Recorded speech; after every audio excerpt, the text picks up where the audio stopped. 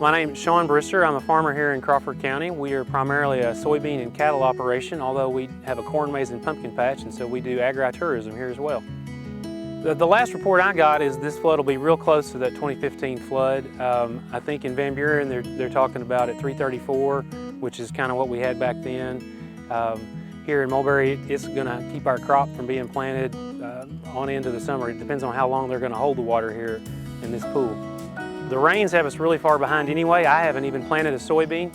I know several people have planted a little bit, but there's not very much acreage planted. There's some corn that's been planted around, but this rain's not been good for it. And the river, it depends on how long they hold the pool, but it could delay our planting soybeans way on into June. The later we plant, obviously our yield decreases, and at some point in time it's not worth planting. In fact, there'll probably be acreage here in these river bottoms that are not planted at all, the lower part of the bottoms that's right on the river. Right now the river's rising about 6 inches an hour, and I'd heard reports this morning that we're going to get another 12 feet today.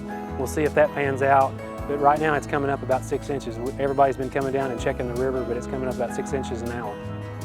On my operation, we could plant some 4th of July, although I've done that in the past and the yields are really not very good.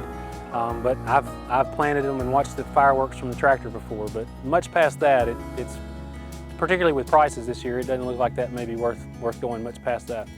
The pricing this year has got everybody kind of down, and then this flood on top of it, that some people think they may not even plant a crop at all. The flood is not just about the farmers and the guys down here in the river bottoms, it's about everybody in the community. When the farmers don't do well, they're one of the largest revenue sources in the area, the agriculture industry, and so it hurts the local community, the local businessman. The farmers don't have as much money to spend, they don't pay as many workers. It's just devastating for everybody in these small farm communities.